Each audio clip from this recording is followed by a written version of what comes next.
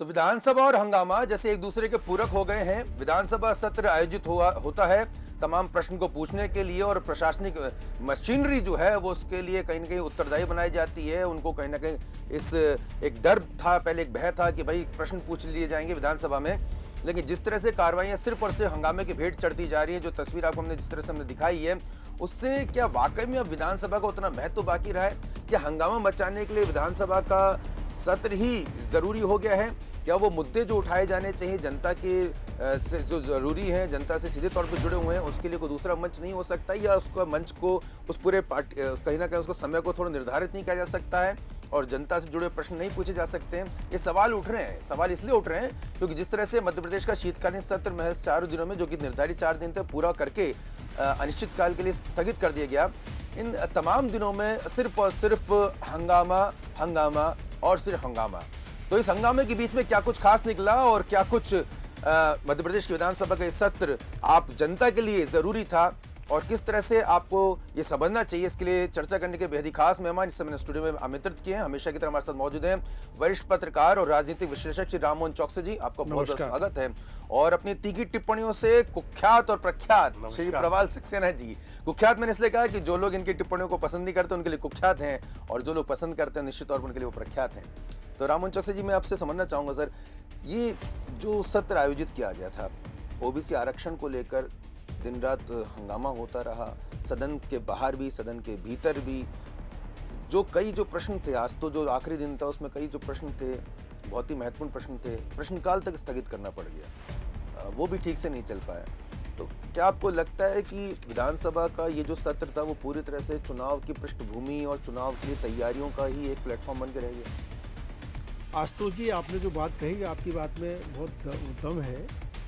सही बात यह है कि मुझे जो ऐसा लगने लगा है कि इसको विधानसभा का जो वो मंच है, विधानसभा का मंच उस उद्देश्य से पीछे हटते जा रहा है या उस उद्देश्य की पूर्ति नहीं कर पा रहा है जहां जिस उद्देश्य के लिए यह विधानसभा के लिए सत्र बुलाया जाता है। विधानसभा के सत्र में माननीय विधायक लोग अपने क्षेत्र के जितनी भी समस्याएं होती हैं या क्षेत्र के जो विकास की बात होती है या विकास के जो कार्य नहीं हो पाते हैं उनके संबंध में वो प्रश्न पूछते हैं। लेकिन हमेशा की तरह इस बार भी ये देखने में आया कि माननीय विधायकों के प्रश्न लगने के बाद उसमें उनके उत्तर ही सही ढंग से नहीं रखे गए या उनका उत्तर ही अधूरा रखा गया। जैसे 2 दिन के हंगामे में सबने देखा कि मध्य प्रदेश की विधानसभा में पंचायत चुनाव और आरक्षण को लेकर जो एक हंगामा मचता रहा, उसमें आप यदि देख लीजिए तो 5वें दिन के सत्र में जब आज अवसान हो गया सब विधानसभा सत्र अनिश्चितकालीन के लिए, तो वहाँ पर आप यदि रिजल्ट देखें तो रिजल्ट आपको शून्य पाया जाएगा। यदि आपको बिना आरक्षण के चुनाव नहीं करवाने थे तो ये फैसला तो आप विधानसभा के बाहर भी कर सकते थे। आप कांग्रेस और भाजपा ने दोनों ने मिलकर फैसला किया है, सर्वसम्मति से फैसला हुआ है, ये बाहर भी हो सकता था। अब इसमें केवल महज औपचारिकता के लिए आपके द्वारा बहिर्गमन करना, आपके द्वारा हंगामा करना, एक दूसरे पर टीका टिप्पणी करना, आरोप प्रत्यारोप लगाना, तो मैं आपकी इस बात से सहमत हूँ कि अब ये जो है ना विधानसभा का जो मंच है या विधानसभा में इसको केवल राजनीतिक प्रयोग के लिए माननीय लोग अपना उपयोग करने लगे हैं, और इसमें जो गंभीरता उसके अंदर होना चाहिए थी। इसमें एक सवाल और भी है। हम जब से पत्रकारिता में हमने पदार्पण किया है, हम ये देखते थे कि पहले जो सत्र हुआ करते थे, शीतकालीन सत्र हो, ग्रीष्मकालीन सत्र हो, वर्षाकालीन सत्र हो, मानसून सत्र हो, इन सत्रों की अवधि जो है सबसे कम अवधि के सत्र मानसून सत्र हुआ करता था। लेकिन आज की तारीख में जो सत्र 1 माह से कम नहीं चलता था ग्रीष्मकालीन का, वो सत्र भी 2 या 3 दिन में निपट जाता है, 4 दिन से ज़्यादा नहीं चल पाता है। शीतकालीन सत्र भी 15-20 दिन चलता था, वो भी नहीं चल पाता है। इसके पीछे सिर्फ ये समझ में आता है कि सरकार प्रश्नों से बचना चाहती है, सरकार के पास किसी चीज़ के लिए कोई ठोस समाधान नहीं है। सर विपक्ष की भी अगर बात करें हम, तो चलिए संसद में संसद की भी हम बात करें, देश की सबसे बड़ी पंचायत की हम बात करें चौकसी सर जी, तो वहां पर भी जो कभी भी खबर ये नहीं आती कि ये प्रश्न रखे गए थे, इतने महत्वपूर्ण विषयों पर चर्चा हुई और इतने महत्वपूर्ण जो प्रश्न पूछे गए थे, खबर ये कहते हैं कि मीडिया वही खबर बनाता है। अरे भाई, अगर शांति से अगर आप चर्चा करके अगर आप कोई निष्कर्ष पे पहुंचते तो वो भी खबर बनती है। अब आप खुद ही जो है वो वेल में पहुंचकर वहां पर वो कॉपियों को फाड़ देते हैं, बदतमीजियां कर रहे हैं, चिल्ला रहे हैं। हाल ही में जया बच्चन जी का शाप देने वाला वीडियो आया देश की संसद से कि मैं आपको शाप देने, उनके बहू के यहाँ पे जब पूछताछ के लिए ईडी के द्वारा बुलाया गया तो नाराज हो गई थी वो, और उन्हें तो खबर आप देखिए ना, मतलब कि उन्होंने क्या प्रश्न लगाए भी नहीं लगाए। इतने तमाम जो सांसद हैं, अब दर्शकों आप समझिए कि इतने सांसदों का दिल्ली में वहाँ पे आवास और सब रहने की व्यवस्था की जाती है, उनके वहाँ पर पूरे संसद चलाने का खर्च होता है। उसी प्रकार अगर राज्य की विधानसभा में आ जाए, जिनके हम इस समय मध्य प्रदेश विधानसभा की चर्चा कर रहे हैं, बड़ा अजीब सी स्थिति सर मैंने देखी है राममोहन चौकसी सर, आप मुझसे ज़्यादा आप लोगों ने देखी है कि किस तरह से सदन के बाहर बिल्कुल मीडिया के सामने तो ऐसे दिखाएंगे कि साहब दो जो पहलवान हैं वो आपस में भिड़ने को तैयार हैं। सदन के भीतर दर्शकों ऐसी स्थिति रहती है कि आपस में इशारे होते हैं, मुस्कुराहटें होती हैं, एक दूसरे की पक्ष और विपक्ष एक दूसरे की कुर्सियों पर बैठ जाते हैं, बड़ा ही आपसी सामंजस्य सौम्यता का बड़ा माहौल दिखाया जाता है। और फिर समझ में नहीं आता कि फिर वो किसको दिखाने के लिए एकदम से को हंगामा करने लगता है कि अरे हम गलत हो रहा है, और फिर उसके बाद फिर गलबैयाँ हो जाती हैं, फिर मुस्कुराहट हो जाती हैं। और ये देखिए हमने कितने अच्छी जो राजनीतिक जो है ये समरसता का बहुत अच्छा वो प्रतीक है। तो ये समझ से परे कि वाकई में राममोहन चौकसी सर, संसद से लेकर विधानसभा तक क्या वाकई में हमारे जो जननेता हैं, राजनेता हैं, जो हमारे जनप्रतिनिधि हैं, वो विषयों को लेकर उतने गंभीर होते हैं, या फिर किसी एक खास एजेंडे को लेकर कि साहब चुनाव में हमको कितने वोट मिल जाएंगे और हम दिखा देंगे हम कितने। तो क्या आपको लग रहा है कि इस तरह की जो हमारे देश की पंचायतें, चाहे संसद हो चाहे विधानसभा हो, उनका जो महत्व वो कम हो रहा है? आशुतोष जी, आपने जो बात कही वो उस बात में वजनदारी इस पर है कि ये हकीकत ये है कि हमारे जो माननीय सांसद हैं, विधायक जी हैं, जैसे कि आपने दोनों की बात करी, संसद की भी बात करी और आपने विधानसभा की बात करी, ये किसी विषय को लेकर बहुत ज़्यादा गंभीर नहीं है। और दूसरा ये है कि मुझे तो अब ये लगने लगा है कि ये जो इसको जब उन्होंने देखा, जब से ये इलेक्ट्रॉनिक मीडिया सामने आया है, उनको मालूम है कि इसमें मेरा चेहरा दिखाई देगा, नमूदार होगा। प्रिंट मीडिया के टाइम पर तो ये होता था कि उसमें जो हमारे सीनियर जर्नलिस्ट हुआ करते थे, वो जो देखते थे वो नाम से कोट करके, तो चेहरे नहीं समझ में आते थे। अब चूँकि इलेक्ट्रॉनिक मीडिया के सामने आकर वो केवल अपने आप को सस्ती लोकप्रियता के लिए इतना ज़्यादा बढ़ चढ़ के बोलते हैं, दिखाते हैं, करते हैं। और जब अंदर आप विधानसभा सत्र के अंदर देखिए, तो जैसा आपने हाल बताया कि मालूम पड़ा विपक्ष वाला पक्ष वाले की कुर्सी बैठा हुआ है, पक्ष वाला विपक्ष के पास जाके गलबियाँ कर रहा है, दोनों एक दूसरे।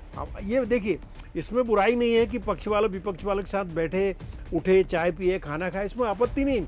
लेकिन जहाँ मामला गंभीरता का जाए, जहाँ मामला विषय इस पर जाए कि जिस क्षेत्र का वो प्रतिनिधित्व कर रहा है, उस क्षेत्र के विकास की बातें होने लगी, तो उसमें बहुत ज़्यादा उसमें गंभीरता से बात होना चाहिए। और आजकल वो गंभीरता अब आजकल नहीं दिखाई देती। सवाल जी, एक बहुत ही सहज प्रश्न है, क्योंकि आज मन बड़ा ये जानने की इच्छुक है, और क्योंकि जनता लगातार हमको मैसेज भी कर रही है कि आखिर विधानसभा का सत्र इतना महत्वपूर्ण सत्र होता है, इतनी तमाम तैयारियां होती हैं, प्रश्न जो है संबंधित विभागों को भेजे जाते हैं, वो उसकी तैयारियां करते हैं। अब कैसे ही करते हैं, किस तरह का उत्तर देते हैं, वो एक अलग प्रश्न है। लेकिन कहीं ना कहीं प्रशासनिक मशीनरी वो दिखाती कि देखिए साहब, विधानसभा के उत्तर तैयार किए जा रहे हैं, लिहाजा कई कामों को ब्रेक लगा दिया जाता है। और इतना महत्वपूर्ण समय जो जनता की सेवा के लिए रहता है, वो उन उत्तरों को ढूंढने में लगाया जाता है। फिर ये छपती हैं, उन पर प्रश्नोत्तरियाँ, सीएजी की रिपोर्ट छपती हैं। लेकिन आपने कभी देखा है कि कोई विधायक जो है वो सीएजी रिपोर्ट्स को लेकर, उन अपने प्रश्नों के उसको उत्तरों को लेकर वो उस जनता के बीच में क्या हो कि देखिए साहब, मैंने पूछा था, उसका ये जवाब मिला? क्या आपको नहीं लग रहा है कि अब कई विधायक तो उसकी तैयारी भी नहीं करते, और अब तो जिस तरह से जो दृश्य अब देखने को मिल रहे हैं, उसमें ऐसा ये भी दिखने में आ रहा है कि मंत्री तक अपने जवाब की तैयारी नहीं कर रहे हैं? आशुतोष, बिल्कुल सही कहा आपने। जिस तरह से जो अब कार्य प्रणाली, कार्य पद्धति बदली है, वाकई में जो पहले चौकसी जी इस बात की मेरी बात को सही बताएंगे कि पहले जो विधायक लोग थे, विधानसभा आते ही सबसे पहले पुस्तकालय में जाते थे और घंटों बैठ के उसके अंदर वो अध्ययन करते थे और अपने जो उनका स्टाफ है, पीए है या जो भी है, उसके साथ बैठ के वो डिस्कशन करते थे। बिल्कुल सही कहा आपने। और एक मुकम्मल जो उसका उत्तर होता था होमवर्क के साथ, फिर अंदर प्रवेश करते थे ताकि, और फिर जो बहस होती थी, आप लोग तो सौभाग्यशाली, आपने देखा होगा, बड़ी रोचक और बहुत जानकारी उसमें होती थी। और पत्रकारों को भी वाकई में उस समय रिपोर्टिंग करने में बड़ा अच्छा लगता होगा, क्योंकि वो सब चीज़ तथ्य सामने आते थे। आज जो ये विधायक जो प्रश्न कर रहा है, अक्सर वो ही गायब हो जाता है और फिर किसी को जुम्मेदारी देकर चले जाता है। उसके बाद जो मंत्री जी हैं वो भी पूरी तरह से अपने पीएस पर और अपने सेक्रेटरी पर निर्भर है। वो पर्ची आती जाती है, आप देखते होंगे।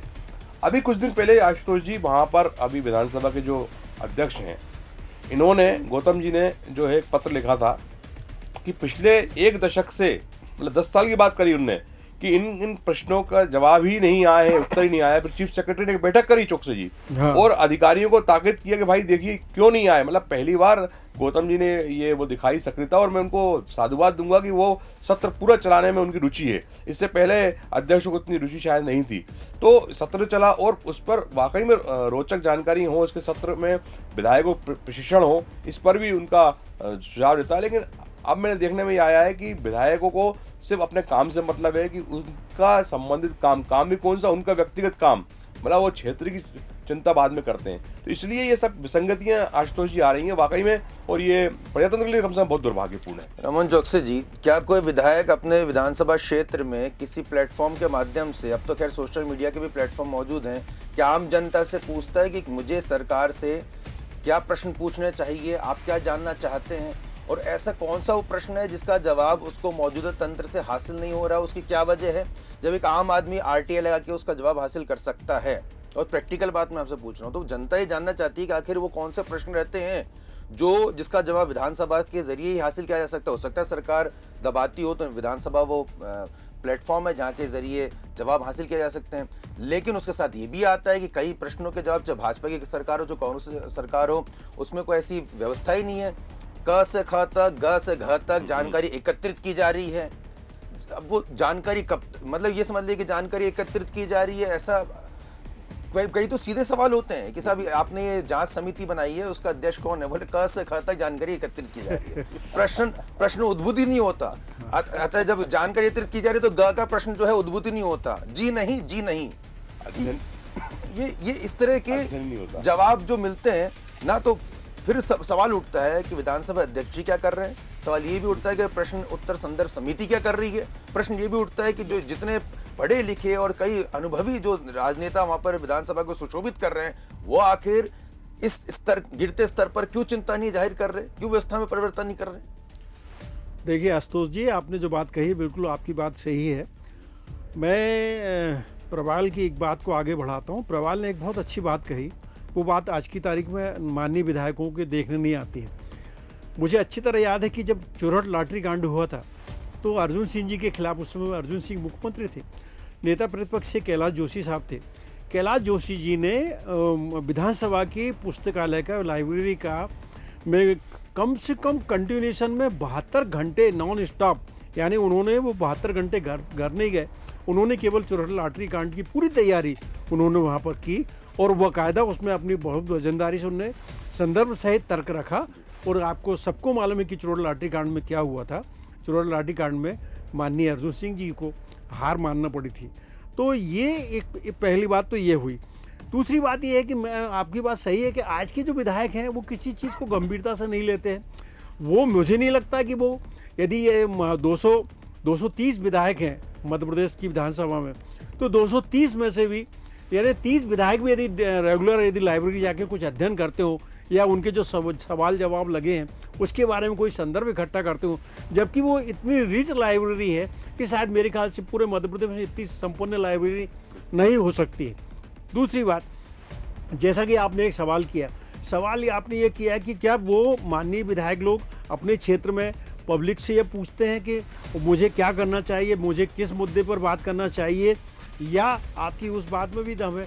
ऐसा कोई भी माननीय विधायक नहीं करते हैं। मतलब अब तो देखने में ये भी आता है, इसलिए वो जुमला बहुत मशहूर है कि एक बार यदि आप चुनाव जीत के गए तो 5 साल बाद ही मिलोगे आप, पर हकीकत ये है वो अपने क्षेत्र में नहीं जाते हैं। मैं भोपाल में भी जिस विधानसभा क्षेत्र में रहता हूँ, मेरे विधानसभा के क्षेत्र के माननीय विधायक एक मतदाता के नाते मेरे घर 5 साल में एक बार भी नहीं आए थे, न वोट मांगने आए थे, न उस समय दोबारा जब चुनाव लड़े तब भी आए थे।